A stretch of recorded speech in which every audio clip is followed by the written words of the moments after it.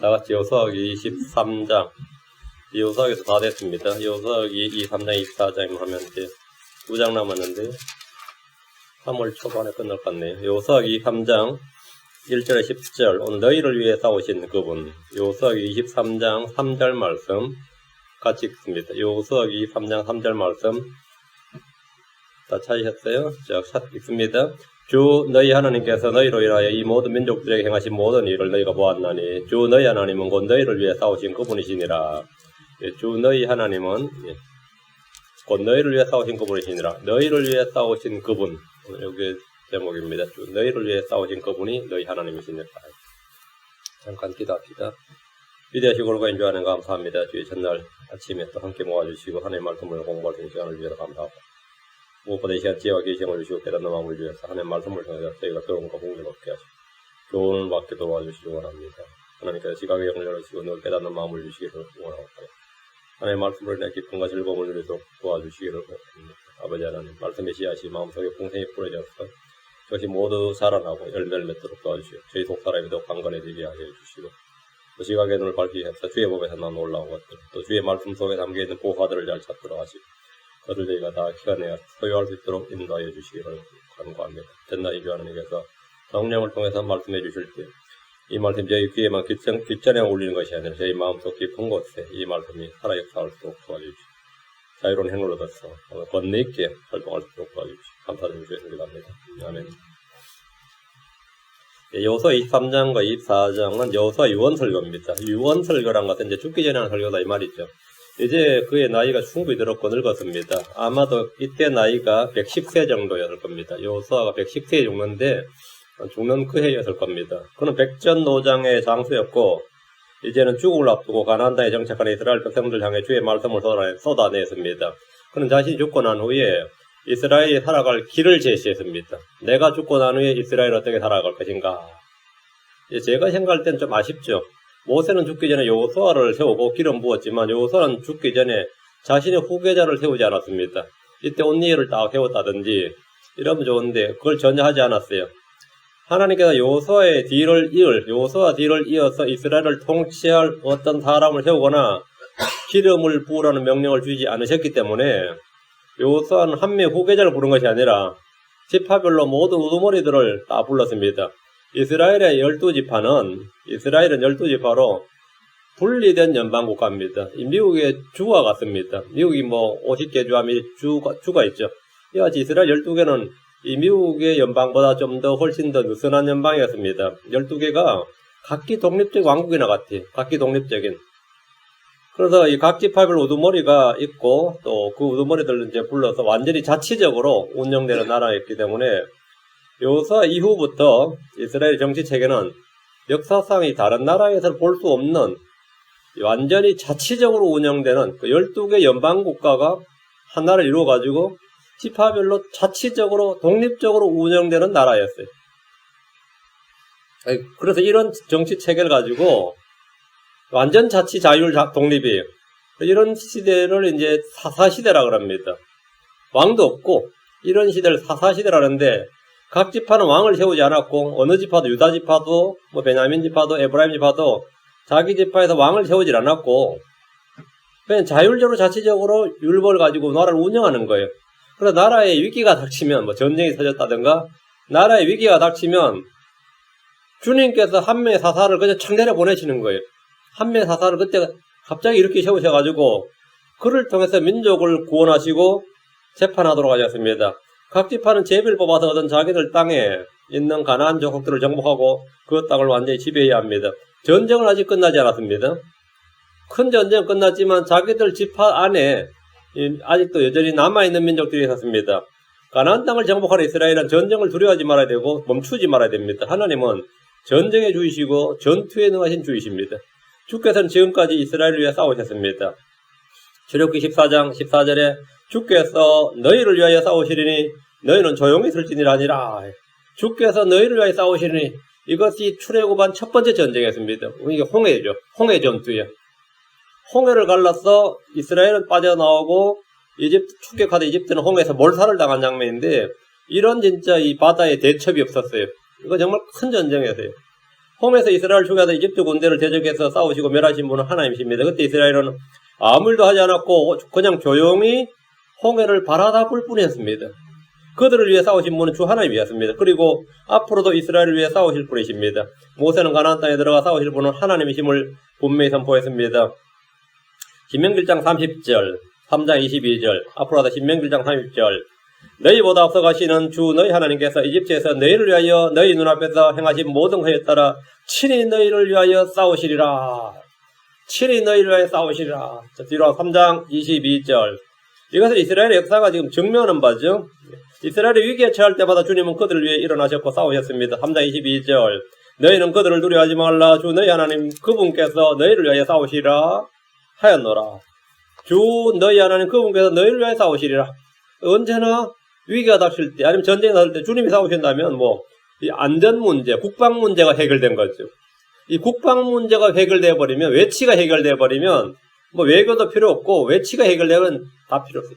그러면 이건 너무 좋은 거죠. 외치가 해결되면. 이것은 이스라엘 역사가 증명하는 바인데 사람들은 누구나 전쟁보다 평화를 원합니다. 하지만 평화는 전쟁을 통해서 승리하지 않고는 오지 않습니다. 주님은 항상 그리스도 안에서 승리하게 하시는 분이십니다. 주님 우리에게 승리를 주시는 분입니다. 고린도전서 15장 51절에 그러나 우리 주 예수 그리스도를 통하여 우리에게 승리를 주시는 하나님께 감사하노라 됩니다. 우리는 그리스도의 좋은 군사로 부름받았습니다. 우리는 세상을 이깁니다. 우리는 마귀를 대적하여 싸우면 이깁니다. 우리는 죄를 이깁니다. 우리는 육신의 정과 욕심을 십자가에 못 박고 이깁니다. 우리는 무엇이든지 누구든지 싸우면 이깁니다. 이겨요. 왜? 우리는 승리자들이다. 우리는 이기는 자시고 이기는 자들이고 주님께서 우리에게 그리스도를 통하여 승리를 주시는 하나님, 승리를 주시는 하나님, 하나님께서 우리를 대신하여 우리를 위하여 싸우시는 분입니다. 우리가 무엇이든지 누구든지 싸우면 이깁니다. 술과 대적해 싸운 사람은 술을 이깁니다. 심지어 마약과 대적해 싸우면 이깁니다. 이겨요. 질 거 아닙니다. 우리는 육신의 정과 욕심을 십자가에 못 박고 이기는 자들이에요. 우리는 사망을 이깁니다. 우리는 지옥의 권세를 이깁니다. 믿는 자는 다 이기는 자들입니다. 성경 말하기를 로마 8장 31절에 그런 적이 일들에 대하여 우리가 무슨 말 하리요? 만 하나님께서 우리를 위하시면 누가 우리를 대적하리요? 누가 우리를 대적하리요? 하나님께서 우리를 위하시면 우리는 이기는 자들이고 우리를 사랑하시는 그분을 통해 정복자들보다 더 나은 자들입니다. 아시리아의 공격으로 나라가 전망의 위기에 처했을 때 유다의 히스기야 왕은 이렇게 말했습니다. 역대기야 32장 8절에 그와 함께하는 것은 육신의 팔이나 우리와 함께하는 이는 우리를 도우시고 우리의 싸움을 싸우시는 주 하나님, 주 우리 하나님이시니라. 하며 백성 유다 왕 히스기야의 말들로 인해 안심하니라. 주 하나님께서 우리의 싸움을 싸우시는 분이다. 그러니까 백성들이 그 말 듣고 믿음이 생겼어요. 그래서 안심하니라. 안심하니라. 포로기 이후에 예루살렘의 성벽을 건축할 때 느헤미야는 사바의 혁들로부터 위협을 당했습니다. 그때 그는 백성들에게 이렇게 말했습니다. 느헤미야 4장 2절에 그러므로 너희가 어디서든지 나팔 소리를 듣거든 거기로 모여 우리에게로 나오라. 우리 하나님께서 우리를 위하여 싸우시리라 하였느니라. 주께서 우리를 위해 싸우신다는 믿음을 가지고 그 말씀을 선포한 사람들은 위기를 성장의 기회로 삼았고 어려움을 이겨내고 승리했습니다.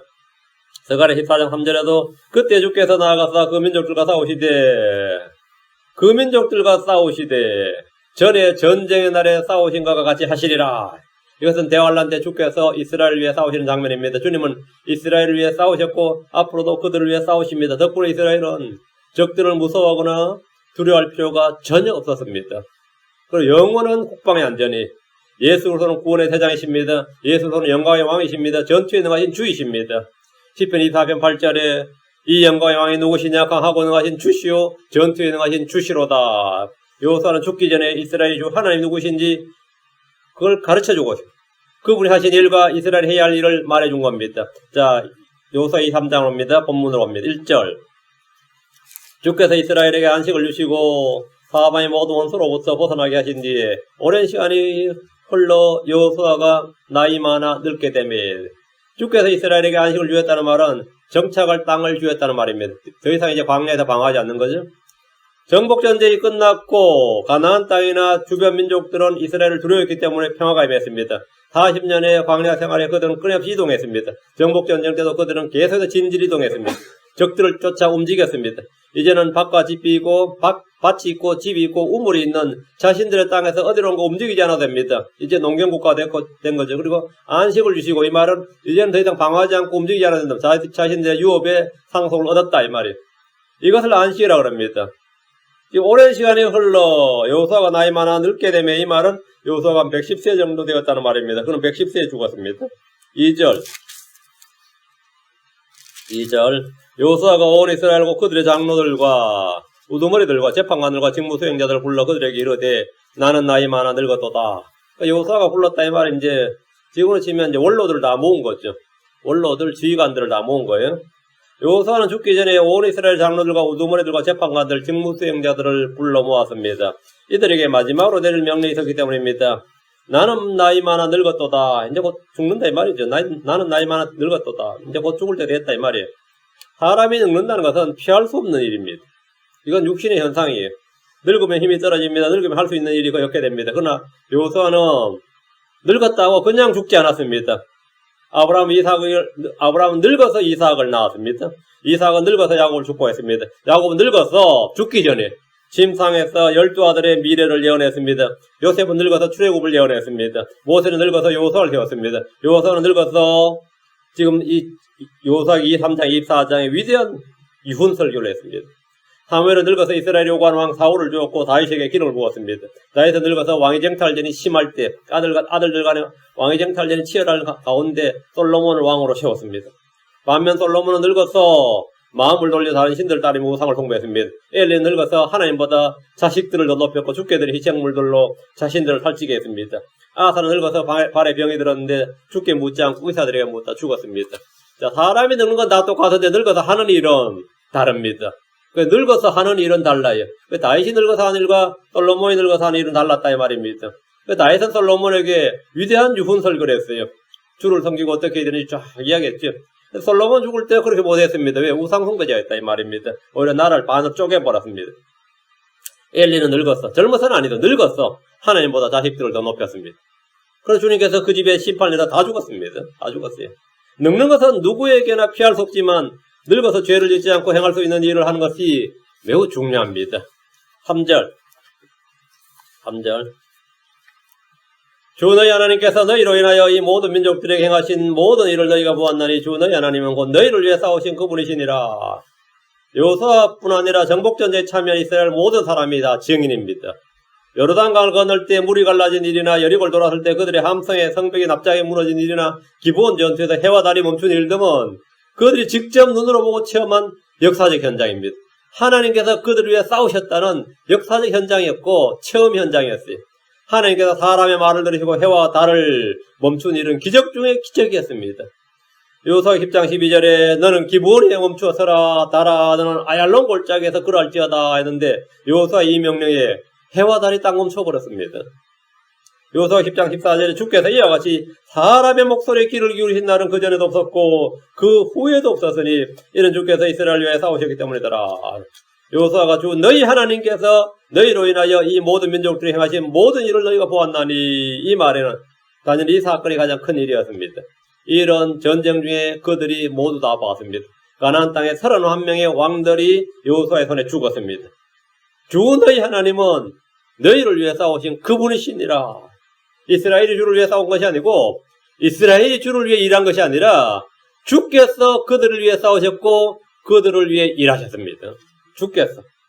종교는 사람이 자기 신들을, 종교란 것은 사람이 자기가 섬기는 신들을 위해 싸우는 겁니다. 일하는 겁니다. 복음은 주께서 우리를 위해서 일하시고 싸우시는 겁니다. 주님은 우리를 위해 자신의 아들을 주셨습니다. 주님은 우리를 위해 육체 안에 고난을 당하셨습니다. 베드로전 3장 21절에 참으로 너희가 심지어 그 일을 위해 부르심을 받았나니 그리스도께서도 우리를 위해 고난을 당하심으로 우리에게 본을 남기사 너희가 자신의 발자취를 따라오게 하셨느니라. 또 베드로전 4장 1절에 그러므로 그리스도께서 우리를 위해 그리스도께서 누구를 위해? 우리를 위해 육체 안에 고난을 당하셨은즉 그와 같이 너희도 같은 생각으로 무장하라. 육체 안에서 고난을 당하는 자는 이미 죄를 그쳤느니라. 주는 우리가 아직 죄인이었을 때 우리를 위해 죽으셨습니다. 로마서 8장 26절에 우리가 아직 죄인이었을 때 그리스도께서 우리를 위해 죽으심으로 하나님께서 우리를 향한 자신의 사랑을 제시하느니라. 성령은 우리를 위해 중보하십니다. 그리스도께서 우리를 위해 저주가 되셨습니다. 그리스도께서 우리를 위해 저주가 되사 율법의 저주에서 우리를 구속하셨으니 기록된 바 나무에 달리는 모든 자는 저주받았느니라 하였느니라. 그리스도께서 우리를 위해 자신을 향기로운 헌물과 희생물로 하나님께 드리셨습니다. 에베소 5장 2절에 그리스도께서 우리를 사랑하사 우리를 위해 자신을 향기로운 헌물과 희생물로 하나님께 드리신 것 같이 사랑 안에서 걸어라. 전부 다 핵심이 우리를 위해입니다. 하나님께서 우리를 위해, 그리스도께서 우리를 위해, 하나님께서 우리를 위해 자신의 생명을 내놓으셨습니다. 주님께서 하늘로 가신 것도 우리를 위해 처소를 예비하러 가신 겁니다. 주님이 하신 모든 일은 다 우리를 위한 것입니다. 우리가 주를 위해 싸운다, 우리가 주를 위해 뭐 한다, 그거는 뒷일이고, 주님이 먼저 우리를 위해서 자신을 내놓으시고, 먼저 우리를 사랑하셨습니다. 4절, 보라, 요르단에서부터 서쪽의 대해까지. 요르단에서부터 하면 요르단강을 말합니다. 보라, 요르단에서부터 서쪽의 대해까지, 대해는 지중해예요. 대해 이르기까지 남아있는 이 민족들과 내가 이미 멸한 모든 민족들을 내가 너희를 위해 제비 뽑아 나누어서 너희 지파들의 상속제사이 되게 하였느니라. 요르단 동편은 모세가 했어요. 길르앗 지방은 모세가 했고, 이제 요르단강 서편은 요르단강부터 대해까지, 지중해까지는 요수아가 했죠. 지금 요수아는 지금 요르단부터 대해까지 이렇게 말하죠. 그러니까 요르단 동편 땅은 모세의 지하에 정복전쟁을 했고, 이 땅은 그 루벤 지파, 갓 지파, 므낫세 지파 반에게 이미 미리 줬습니다. 요르단강을 건너기 전에. 그래서 정복전쟁은 요르단 서쪽에서부터 이제 시작됐는데, 요르단강을 건너면서 서쪽의 대해까지, 그 지중해까지의 땅은 여호수아의 지하에 정복전쟁을 했고, 여호수아가 9개 지파 반에게 상속을 준 거예요. 그 이스라엘 지파들은 제비를 뽑아서 이곳 땅을 나누어 가졌습니다. 그런데 땅을 주었다고 하지 않고 남아있는 민족들과 내가 이미 멸한 민족들을 줬다. 그 지금 본문에 뭐라고 되어 있어요? 민족들을 너에게 줬다 이렇게 돼 있죠. 그 민족들을 너에게 내가 이미 멸한 모든 민족들을 내가 너에게 주었다 이랬어요. 그 땅에 거주민들을 넘겨주면 그 땅을 얻게 되는 겁니다. 출애굽기 3장 31절에 또 내가 내 경계를 홍해에서부터 블레셋 사람들의 바다까지와 사막에서부터 강까지 정하리라. 내가 그 땅의 거주민들을 너희 손에 넘겨주리니 너는 그들을 내 앞에서 쫓아낼지니라. 내가 그 땅의 거주민들을 너희 손에 넘겨주겠다. 그 땅의 주민들을 너에게 넘겨주면 그 땅의 주민들을 쫓아내거나 멸한 다음에 쫓아내고 그 땅을 차지하는 거죠. 하나님이 가나안 땅에 거하는 민족들을 이스라엘 손에 넘겨주심으로 그 땅이 이스라엘의 상속재산이 되었습니다. 이들 가운데는 아직 여호수아가 멸하지 않는 민족들이 있었습니다. 각 지파는 자신들의 땅에는 가나안 민족들을 쫓아내야 됩니다. 여기는 이제 뭐냐면 국가는 무너졌는데 왕도 다 멸하고 왕도 죽이고 왕의 도시도 멸했는데 주민들을 다 죽이지 못했어요. 주민들을 다 쫓아내지 못했는데 이제 남아있는 이제 잔존 세력이라고 이런 잔존 세력, 이 잔존 세력을 이제 멸해야 되는 거예요. 이건 각 지파가 이제 자기 땅에 들어가서 자기들 땅에 있는 이 족속을 멸하면 되는 겁니다. 각 지파는 자신들의 땅에 있는 가나안 민족들을 쫓아내야 되는데 이러면서 완전히 전쟁이 끝난 건 아니었습니다. 완전히 전쟁이 끝나지 않는 이유는 주님께서 한 번에 완전히 멸한 게 아니라 나라와 왕국과 나라, 그러니까 그 도시만, 왕도만 멸했기 때문이에요. 여호수아가 5절. 주 너희 하나님께서 그분께서 너희 앞에서 그들을 몰아내서 너희 눈앞에서 그들을 쫓아내시리니, 이건 이제 미래 이야기예요. 여호수아가 한 일은 다 했고 이제 남은 전쟁은 너희가 해야 된단 말이죠. 주 너희 하나님 그분께서 너희 앞에서 그들을 몰아내서 너희 눈앞에서 그들을 쫓아내시리니 주 너희 하나님께서 너희에게 약속하신 대로 너희가 그들의 땅을 소유하리라. 근데 이것이 쉽지 않았어요. 한국도 남북전쟁이 났을 때 이제 남한을 다 이제 수복하고 나서 지리산에 있는 빨치산을 토벌하는데 굉장히 오래 걸렸습니다. 지리산에 있는 빨치산을 토벌하는데 이 잔존 세력을 뽑아내기가 쉽지 않았단 말이에요. 예를 들어서 유다 지파가 예루살렘을 정복하는데, 유다는 받았지만 예루살렘은 여부수 족속에 살았죠. 예루살렘을 정복하는데 사사시대부터 정복을 못해서 다윗 시대에 비로소 정복했어요. 다윗이 여부수를 정복했다고, 다윗이.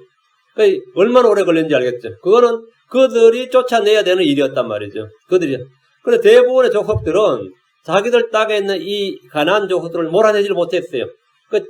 지금 이 5절은 여호수아는 너희가 내가 죽고 난 후에 다 몰아내라. 그리고 그들의 땅을 소유하라. 이런 거죠. 하나님은 여호수아 생전에 다 쫓아내지 못한 가나안 족속들도 여호수아가 없다 할지라도 모두 다 몰아내실 것이다. 한 번에 다 몰아내지 않는 것은 이스라엘의 인구가 그 땅을 채울 만큼 충분하지 않았기 때문입니다. 인구가 충분하지 않는데 사람이 하나도 그 땅에 사람들이 없으면 어떻게 되는 거죠? 사막이라든지 북구나 이런 데처럼 이런데 얼음 땅이라든지 이러면 땅은 넓어도 거기 500만 인구면 충분해요. 그죠? 핀란드나 이런 나라 있죠. 이런 데는 500만이면 됩니다. 그러면 그 나라가 충분히 되지만 이스라엘 땅 같은 가나안 땅 같은 땅이 워낙 좋고요. 또 숲이 워낙 많고 그렇기 때문에 사람이 안 살면 짐승들이 들끓게 되고 그 땅은 그냥 정글로 바뀌어버립니다. 그걸 주님께서 사람을 천천히 쫓아내셨어요. 그 여호수아는 왕국과 왕들만 죽이고 그 왕국에 있는 수도가 되는 왕도만 이제 다 처리하고 나머지 잔존 세력들은 이스라엘 인구가 불어나는 만큼 쫓아내면 서서히 쫓아내도록 돼 있어요.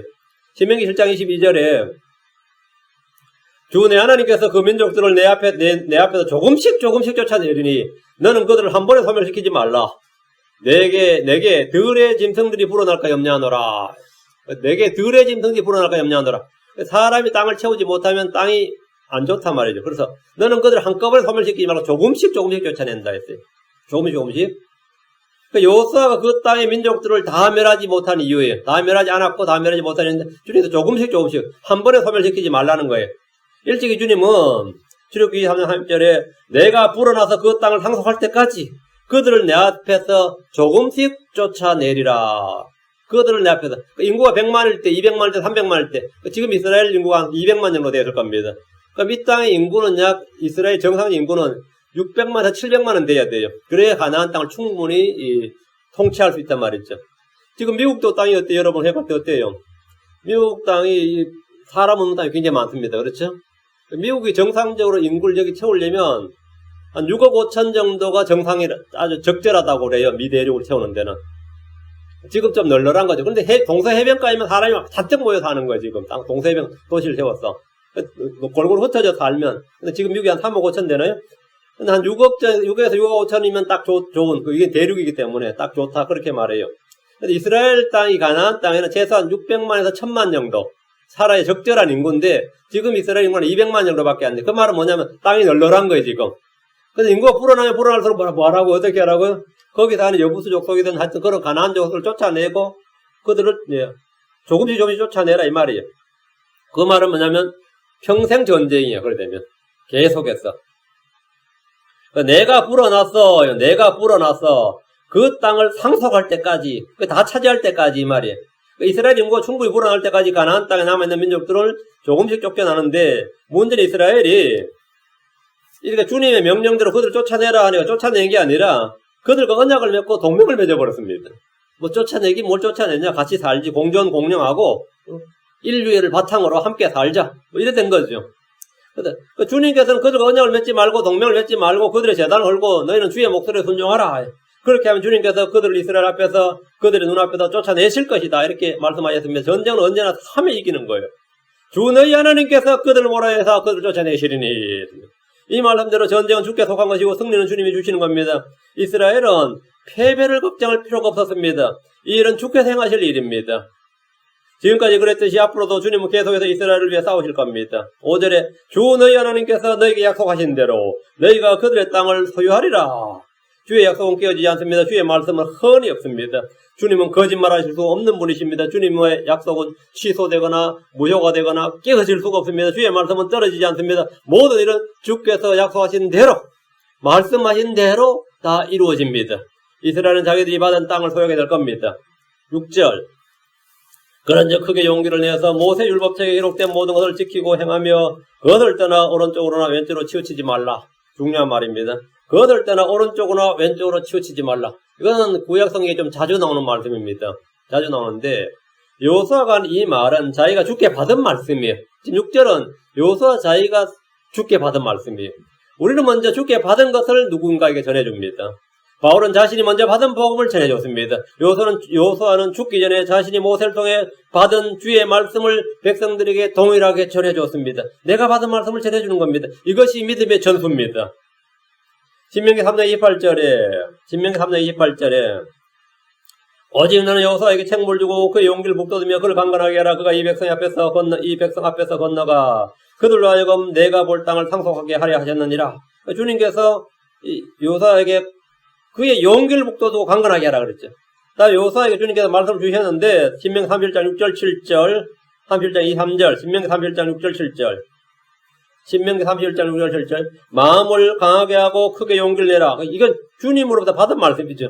두려워하지 말라. 그들을 무서워하지 말라. 주 내 하나님 곧 너와 함께 가시는 그분이시니라. 그분께서 너를 떠나지 않으시며 버리지 아니하시리라 하시니라. 또 모세가 여호수아를 불러 온 이스라엘 눈앞에서 그에게 이르되 마음을 강하게 하고 크게 용기를 내라. 내가 반드시 이 백성과 함께 주께서 그들의 조상들에게 주리라고 맹세하신 땅에 들어가 그들로 하여금 그 땅을 상속하게 하리라. 그 여호수아가 받은 말씀을 반복해서 받은 말씀이에요. 주께 받은 말씀 또 모세에게 받은 말씀을 지금 자신이 백성들이 전해주는 거예요. 자, 신명 31장 2, 3절. 그분께서 또 누구네 아들 여호수아에게 책무를 주시며 이르시되 내가 이스라엘 자손을 내가 그들에게 맹세한 땅으로 데려가리니 마음을 강하게 하고 크게 용기를 내라. 내가 너와 함께하리라 하시니라. 마음을 강하게 하고 크게 용기를 내라. 여호수아는 자신이 들었고 주께 받았던 말씀을 백성들이 그대로 지금 전해주면서 그들에게 크게 용기를 내라. 크게 용기를 내라. 모세와 함께했던 주님이 여호수아와 함께했고 여호수아와 함께했던 주님이 이제는 이스라엘 백성과 함께 하신다는 겁니다. 다시 6절. 모세 율법책에 기록된 모든 것을 지키고 행하며 그것을 떠나 오른쪽으로나 왼쪽으로 치우치지 말라. 모세 율법책에 기록된 모든 것이 이스라엘의 기본 헌법입니다. 이스라엘의 기본 헌법이고 생활 방식입니다. 그들은 하나의 백성으로서 하나의 주신 땅에서 하나의 주신 법대로 살면 모든 일에서 형통하게 됩니다. 이스라엘은 왕이나 귀족들이 모여 만든 법이나 국회에서 만든 법이나 지방자치 규례를 따라서 행해야 되는 것이 아닙니다. 그들이 시내산에서 받은 모세의 법을 가지고 살아야 됩니다. 그들은 이 지상에서 유일하게 하늘로부터 받은 신법이라 하죠. 하늘로부터 받은 하나님의 법을 가진 민족이었습니다. 그들은 이웃나라의 법을, 이웃나라의 규례를 참조할 필요가 없었습니다. 한국처럼 이 조선 같은 나라도 이 법을 만들어야 되는데 그 위대한 세종도 법을 못 만들었어요. 법을. 그 법이 없으면 어떻게 나라를 운영해요? 태종 이성계야 뭐 전쟁하느라 그렇지만 그 다음에 태종까지는 뭐 지들끼리 싸우느라고 법을 못 만들었고 세종은 한글을 만들었는데 법을 못 만들었어요. 법을. 그리고 어떻게 했는지 아세요? 법을 못 만드니까 대명률이라고 해서 명나라 법을 차용해다 썼습니다. 대명률이라고 해서. 그 살인사건이 나면 법에 따라 처단하러 해서 지방 관리들이 법을 몰라요. 그 대명률에 따라 이러니까 명나라 법을 가져와서 참 웃기는 나라였어요. 그 경국대제도라는 게 성종 때 만들어집니다. 그거 만들어지는 게, 그 차용해서 만드는데, 이스라엘은 모세가 법을 만든 게 아니고, 하나님께서 모세에게 법을 주셨어요. 단번에 모세에게 법을 주셨어요. 법을 만들려면 뭐 법학자들이 모여가지고 또 몇 년이 걸릴지 모르지. 또 만들어 놓고 보니까 뭔가 좀 현실과 안 맞고 하면 또 수정해야 되고, 그렇죠? 근데 하나님께서 하늘로부터 법을 주셨단 말이죠. 그들의 법은 모든 민족들과 다릅니다. 십계명을 기본으로 하는 모세 율법은 이스라엘 사람들의 사고와 삶의 방식을 결정짓는 법이었고 그들의 생활 방식이었어요. 다른 생각을 할 수가 없습니다. 상황에 맞추어서 말도 안 되는 소리예요. 하늘에서 주신 법이 하늘에서 내려온 법이라고. 이들은 지켜야 할 안식일이 있고 절기들이 있습니다. 먹어야 할 음식이 있고 먹지 못할 음식이 있습니다. 정부에 내야 할 세금 대신에 성전에 내야 할 11조가 있었고 헌물이 있었습니다. 레위의 사장체계가 있었습니다. 모세 율법으로 재판을 하고 모세 율법으로 땅을 매매하고 상속해야 됩니다. 그 상속법도 결혼법도 이혼법도 뭐 심지어 위생법도 뭐예요. 손을 씻는 것까지도 이 법이 있어요. 무슨 음식을 먹고 무슨 동물을 먹고 뭘 먹어서 안 되는지 이 법이 있단 말이죠. 이스라엘에게 모세 율법은 처음이고 끝입니다. 이스라엘 모세 율법이 처음이고 끝이에요. 모든 백성들은 모세 율법, 모세 율법책에 기록된 모든 걸 지키고 행하며 그 법이 이들에게는 그냥 뭐 재판장에 가서나 쓸 수 있는 법이 아니라 일상생활이 법이에요. 그 이스라엘 백성들은 이 법전이 일상생활이래요. 일상생활이. 그들에게 법전이 뭐라고요? 종교경전이었단 말이에요. 법전이 종교경전이고 법전이 뭐라고요? 모든 삶의 규정이 이스라엘. 성경책이 법이고 법이 성경책이란 말이에요. 이건 판사들이나 뭐 검사나 경찰이나 어떤 공무원들이 이 국가 정책으로 이렇게 관리하는 게 아니라 모든 백성들의 기본법이었어요. 그것은 삶의 지침이었단 말이에요. 그것을 떠나 오른쪽으로나 왼쪽으로 치우치지 말라. 이 말씀 역시 여호수아가 주께 받은 말씀인데 여호수아 1장 7절에 오직 너는 마음을 강하게 하고 심히 용감한 자가 되어 내 종 모세가 내게 명령한 모든 율법대로 지켜야 하고 그것을 떠나 오른쪽으로나 왼쪽으로 치우치지 말라. 그리하면 내가 어디로 가든지 형통하리라. 그것을 떠나 모세 율법을 떠나서 오른쪽으로 왼쪽으로 치우치지 말라. 여호수아는 자신이 받은 말씀을 자신의 세대로 끝내지 않고 온 백성에게 그리고 후대에 물려줬습니다. 자신은 죽지만 자신이 받은 말씀은 그대로 물려준 것이 이것을 뭐라고 성경에서 약속의 상속이라고 합니다. 그 성도들은 뭐라죠? 약속의 상속자들 이렇게 우리 모두 약속을 상속받은 자들입니다. 약속의 상속자들. 우리는 약속의 상속을 받았어요. 요소는 자신이 받은 말씀을 그대로 상속을 해줬습니다. 다 불러서 상속했어요. 우리가 받은 복음의 말씀을 많은 사람들에게 그리고 후대에 물려줘야 됩니다. 약속의 상속자가 되는 거죠. 디모데후서 2장 2절에 또 내가 많은 증인들 가운데서 내게 들은 것들을 바로 그것들을 신실한 사람들에게 맡기라. 그들이 또한 다른 사람들을 가르칠 수 있으리라. 이것이 뭐냐면 전수예요. 여러분이 받은 말씀이 있다면 그것을 여러 이웃과 가족들에게 전해 주십시오. 그럼 그것을 가르칠 수 있으리라 했어요. 나 6절 그것을 떠나 오른쪽으로나 왼쪽으로 치우치지 말라. 이 말 참 많이 써먹는 말이에요. 오른쪽으로 왼쪽으로 치우치지 말라. 이걸 딱 인용해서 많이 쓰는데 이것은 동양사상이나 철학에서 나오는 중용의 도를 말한 것이 아닙니다.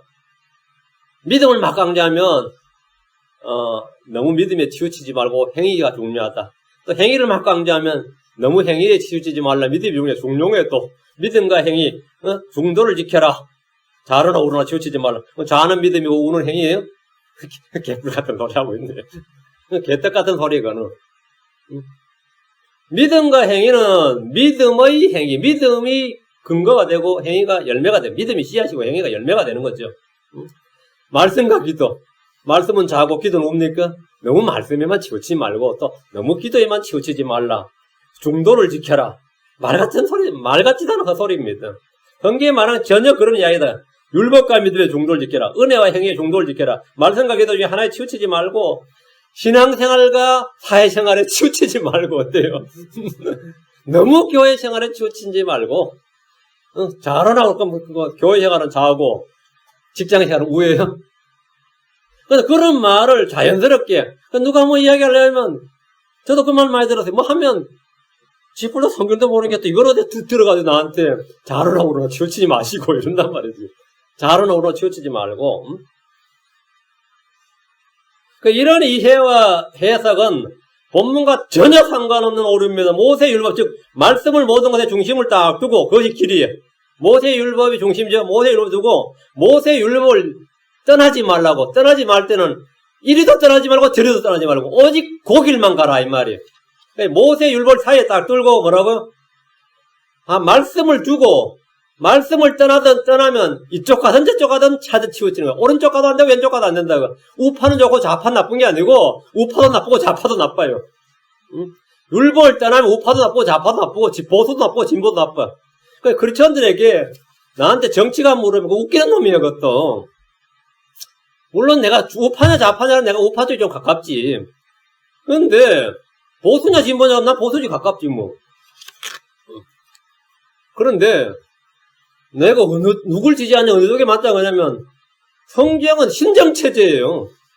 예수 그리스도가 왕이 되어서 다스리는 그날까지는 우리는 어떤 정치체계나 어떤 지도자도 아웃이야.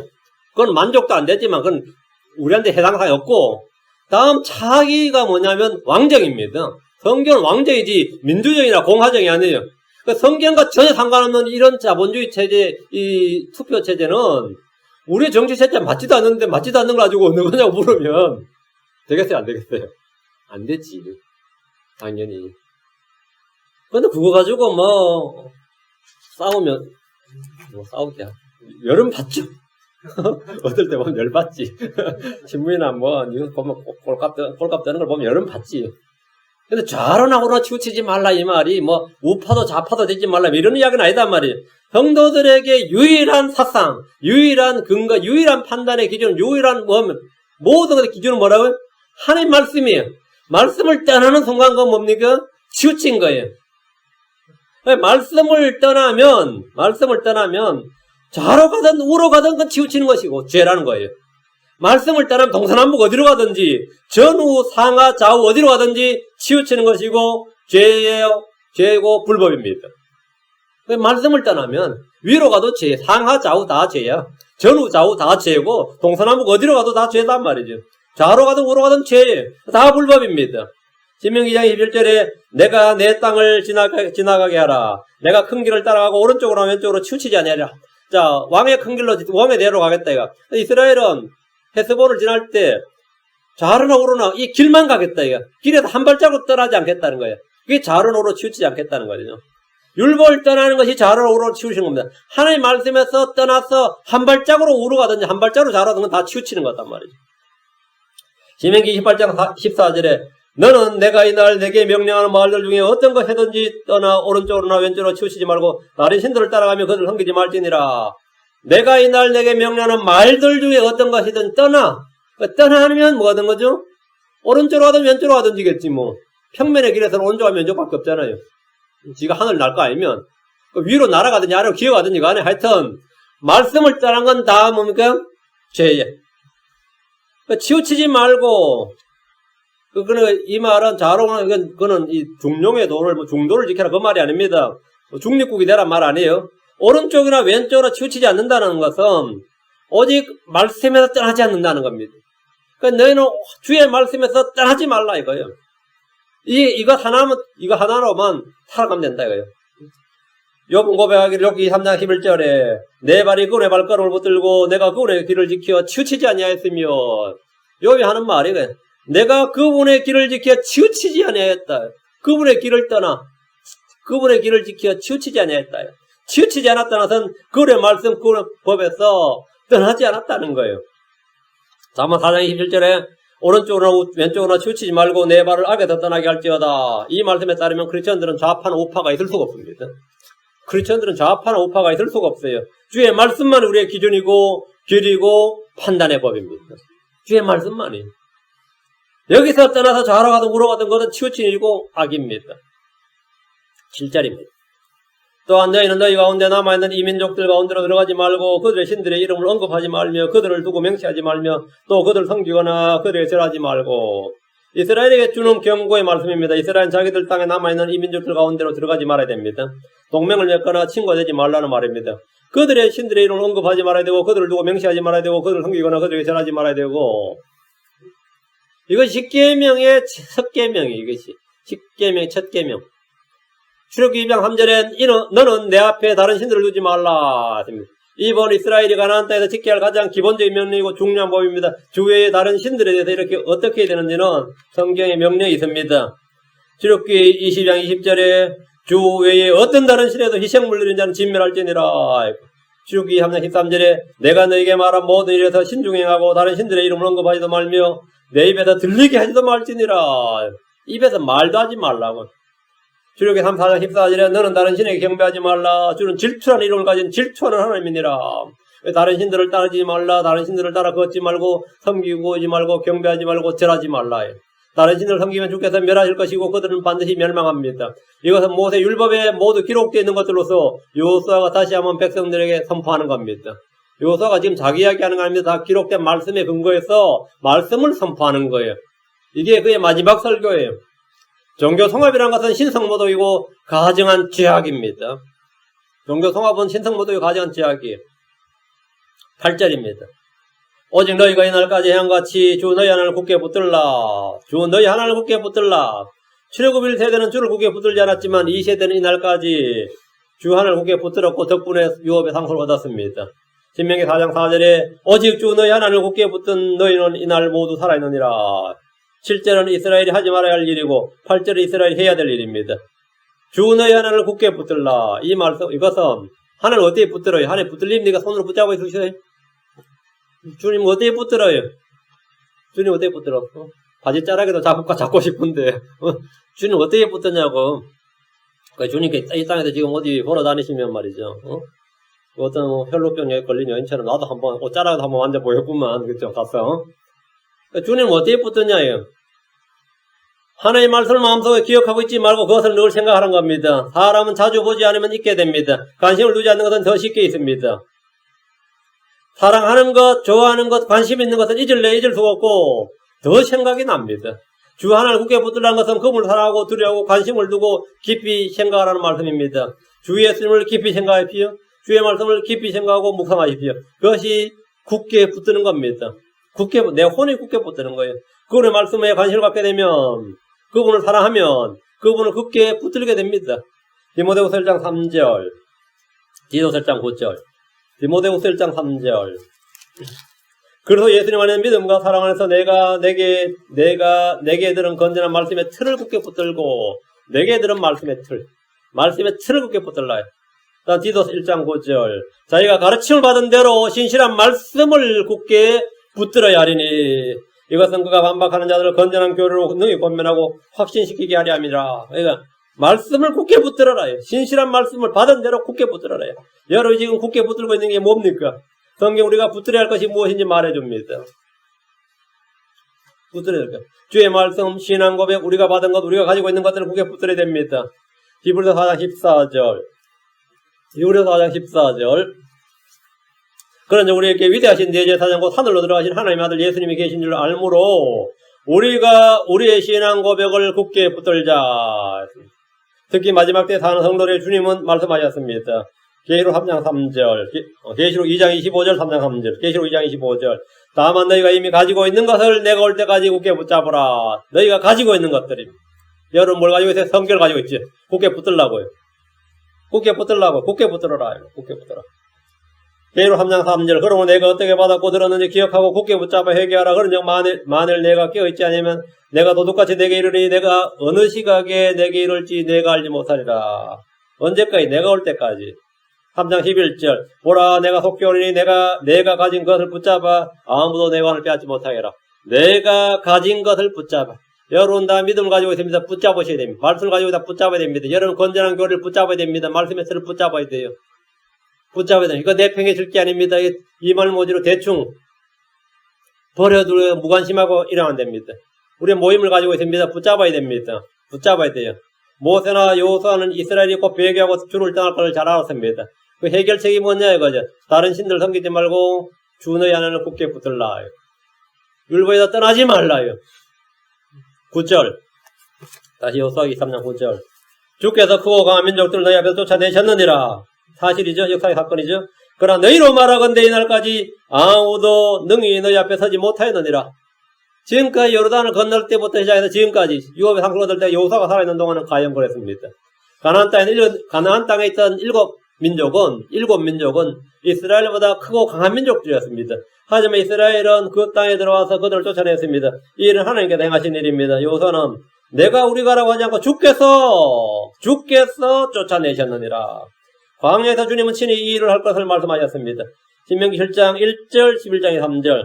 신명기 7장 1절 하면 너보다 크고 강한 민족 7이 나오죠. 주 내 하나님께서 내가 가서 소유할 땅으로 너를 데려가시고 내 앞에서 여러 민족과 헷 족속과 길가스 족속과 아모리 족속과 가나안 족속과 브리스 족속과 히위 족속과 여부서 족속 등 너보다 크고 강한 7민족을 내쫓으실 때에 너보다 크고 강한 민족 7 여기 나오죠. 여기 헷 족속, 길가스 족속, 아모리 족속, 가나안 족속, 브리스 족속, 히위 족속, 여부서 족속 이렇게 됩니다. 주님께서 인도하시고 주님께서 그들을 내쫓으셨다는 겁니다. 주께서 이 모든 민족들 너희 앞에서 쫓아내실 터이므로 너희가 너희보다 크고 강한 민족을 소유하겠고 이 각 7민족이 말이죠. 각 한 민족마다가 이스라엘보다 더 컸어요. 더 크고 강했어요. 그럼 이스라엘이 약 200만 정도였으면 7민족 합치면 약 1400만 명이 됩니다. 그렇죠? 그런데 이스라엘 동쪽 편은 이미 모세 때 다 쳐서 아모리 족속은 다 쳐서 멸했어요. 그리고 이제 끝났고 그래도 약 1000만이 남았단 말이죠. 서쪽에. 그 200만 정도가 1000만 명을 쳐야 되는데 못 치죠 다. 그래서 그게 평생 전쟁인 거지 사실은. 땅을 받아놓고도 계속 전쟁했어요. 그들 몰아냈고. 근데 그걸 뭐냐 하나님께 주께서 하신단 말이에요. 주께서. 신명기 11장 3절에 주께서 이 모든 민족들을 너희 앞에서 쫓아내실 터이므로 너희가 너희보다 크고 강한 민족들을 소유하겠고 이를 행하시는 분은 주님이십니다. 이를 행하시는 주님이십니다. 직접 이 땅에 들어와서 전쟁을 해본 이스라엘은 이 일을 하신 분이 주 하나님의 사실을 인정하지 않을 수 없었습니다. 이스라엘은 강한 민족들, 크고 성벽이 하늘에 닿은 도시들과 크고 키가 큰 아낙 자손들에 관한 말을 들었을 때 누가 아낙 자손 앞에 능히 서리오 이렇게 하여튼 절망스러웠어요. 이게 누가 아낙 자손 앞에 능히 서리오? 이게 거인족 속들이란 말이죠. 이들은 자기들의 힘으로 전쟁을 할 수가 없고 승리할 수 없다는 사실을 알았습니다. 그때 이들이 깨달아야 할 것이 있었으니 주 하나님께서 자기들 앞에 나가시는 분이란 겁니다. 신명기 9장 3절 4절 그로 이날 너는 깨달을지니 이날 너는 알아야 된다 이 말이에요. 주고 내 하나님은 내 앞에 가시는 분이시니라. 그분께서 소멸시키는 불같이 그들을 멸하사 내 얼굴 앞에서 쓰러지게 하실 텐지 주께서 내게 말씀하신 것이 너는 그들을 쫓아내고 속히 멸할 것이니라. 주 내 하나님께서 그들을 내 앞에서 쫓아내신 뒤에 너는 마음속으로 말하게 이르기를 나의 의로 인하여 주께서 나를 땅에서 이 땅으로 데려오사 이 땅을 소유하게 하였다 하지 말라. 오히려 이 민족들의 사악함으로 인하여 주께서 그들을 내 앞에서 쫓아내시느니라. 우리 힘으로 했다 하지 말라고요. 우리 의로 했다고 하지 말라 이거예요. 주께서 하신 일이다. 주께서. 전쟁이 끝난 뒤에도 그것이 자기 자신들의 의나 자신들의 힘으로 했다고 말해서는 안 됩니다. 주님께서 너희는 깨달아 할지니 너희는 날 깨달아 할지니 주 내 하나님은 내 앞에 앞서 나가시는 분이시니라. 주 하나님께서 우리를 위해 싸우시는 분이라 주님 우리를 위해 도우시는 분이시다. 주께서 우리를 위해 하시는 분이다. 이걸 우리가 이날 깨달아야 됩니다. 그럼 이 땅에서 사는 삶, 이 육신의 삶이 이 땅이 비록 정글과 같은 삶이 세상이죠. 사람은 다 날 벗겨 먹으려고 속이려고 그러고 말이죠. 그래서 그나마 교회 와서는 믿을 만하겠다면 장로가 날 속이고 목사가 날 속이고 말이죠. 형제가 날 속이고 그죠. 뭐 이런 꼬라지가 다 있나 말이죠. 이런 꼴이 없어요. 믿고 맡겨 놨더니 말이죠. 다 도둑, 그러다 얼마나 누가 그랬어요. 그 사람 안 보이네, 할 때만. 다 도둑놈이에요. 직업이 다 바뀌었어. 다 도둑놈이에요, 다 도둑놈. 다 쫓아냈대요. 다 쫓아냈대요. 그게 성경의 말씀에 속기도 하고 속이기도 아니라예요. 이 며느리가 날 속이더라니까 시어머니가 분노하죠. 이 며느리가 날 속이더라니까요. 자식놈의 새끼가 날 속이더라니까요. 그게 사람이 세상에. 그런 감정 뭐 수없이 들었어요. 목사가 말이죠. 쪼잡쪼잡. 상처받은 이야기 아니요. 이야기하라고 하면 난 책을 몇 권 써도 부족하다는 사람 뭐 이민사회에서는 한두 명이 아닙니다. 한두 명이 아니에요. 다이 9절. 그러나 너희로 말하건대 이날까지 아무도 너희 앞에 서지 못하였느니라. 지금까지 가나안의 어떤 민족들도 이들 앞에 서지 못했습니다. 그들은 천하무적이었고 이 불패의 군대였습니다. 왜? 신의 방패를 가진 군대였다고. 이스라엘이 신의 방패를 가진 군대. 주님이 그들의 방패가 되셔서 그들은 피해도 입지 않았어요. 불패의 군대. 이런 군대가 없어요. 그들은 말이죠. 사람이 지키는 군대가 아니에요. 그들의 대장은 하나님이었단 말이에요. 요수아가 아니어서 하나님이었단 말이에요. 최신무기를 가진 것도 아니고 막강한 군대를 보유한 것도 아닌데 모두 다 정복해버렸습니다. 지금 남아있는 민족들은 정복을 못한 것이 아니라 아직 하지 않은 채 남겨둔 거예요. 천천히 야금야금 먹으려고. 앞으로 우리 인구가 불어날 때마다 조금씩 먹으려고 그냥 놔둔 거예요. 지금 남아있는 민족들은. 이스라엘 군대가 최강의 무적이 된 것은 주께서 그들 앞에 나가시며 그들 위해 싸우셨기 때문입니다. 여호수아가 있는 동안 이스라엘은 적수가 될 만한 상대를 가나안에서 찾아볼 수가 없었는데 이는 주께서 약속하시기를 여호수아 1장 5절에 내 평생 동안 너희 아무도 내 앞에 서지 못하리니 내가 모세와 함께 하던 같이 너와 함께 하리라. 내가 너를 떠나지 않으며 버리지 아니하리라. 이 말씀에 따른 겁니다. 주님 우리에게도 이스라엘 주신, 여호수아에게 주신, 모세에게 주신 말씀과 동일한 말씀을 주셨습니다. 마태복음 28장 20절에 무엇이든지 내가 너에게 명령한 모든 것을 그들에게 가르쳐 지키게 하라. 보라 내가 세상 끝날까지, 보라 내가 세상의 끝까지 항상 너희와 함께 있느니라. 있으리라. 있느니라. 아멘. 주님 우리를 버리지 않으시고 떠나지 않으십니다. 히브리 13장 5절에 너희 행실을 탐욕이 없게 하고 너희가 가진 것들로 만족하라. 그 무게 내리시되 내가 결코 너를 떠나지 아니하고 너를 버리지 아니하리라 하셨느니라. 내가 결코 너를 떠나지 아니하고 너를 버리지 아니하리라. 어때? 엄청난 말씀이죠. 주를 믿는 자는 누구나 강한 용사입니다. 누구나 승리자입니다. 누구나 이기는 자고 누구나 정복자들입니다. 싸움을 피하지 말고 뒤로 물러나지 마십시오. 물러나지 말라고요. 히브리서 10장 38절 39절에 이제 의인은 믿음으로 살리라. 무슨 믿음이요? 주께서 우리 위해 싸우신다. 주께서 우리와 함께 하신다. 주께서 우리를 돕는 분이시다. 주께서 나와 항상 함께 하시는 분이고 이기게 하시는 분. 승리를 주십니다. 의인은 뭘로 산다? 믿음으로 살리라. 그러나 어떤 사람이 뒤로 물러가면 내 혼이 그를 기뻐하지 아니하리라. 그러나 우리는 뒤로 물러가 멸망에 이르는 자들에 속하지 아니하고 믿어서 혼의 구원에 이르는 자들에게 속하느니라. 하나님 우리를 위해 싸우신 분입니다. 우리를 위해 강력한 권능으로 우리 속에서 일하시는 분입니다. 예, 오늘까지 기도하겠습니다. 위대하시고 거룩하신 주 하나님 감사합니다. 주께 도우시고 힘을 베푸시고 복을 주시고 하나님께서 오늘 선포된 말씀들 성도들 마음속에 뿌리 내리도록 하나님께 도와주시고 흘려 듣지 않게 하시고 마음속에서 말씀 빼앗기지 않도록 하시며 아버지 하나님 또 미끄러지지 않도록 도와주시길 간구합니다. 전날주 하나님 견고하게 뿌리 내리도록 도와주십시오. 주의 영께서 기름 부어주셔서 또 주의 말씀 성령의 이 수분을 통해서 모든 말씀들이 싹을 맺고 열매를 맺도록 또 그렇게 자라나도록 도와주십시오. 저희가 좀 더 강건해지기 원합니다. 우리가 의인은 믿음으로 살리라 하신 말씀대로 우리 위해 싸우시고 우리 위해서 일하시는 분 오늘 믿음으로 살 수 있도록 도와주십시오. 감사드리며 주의 승리를 합니다. 아멘.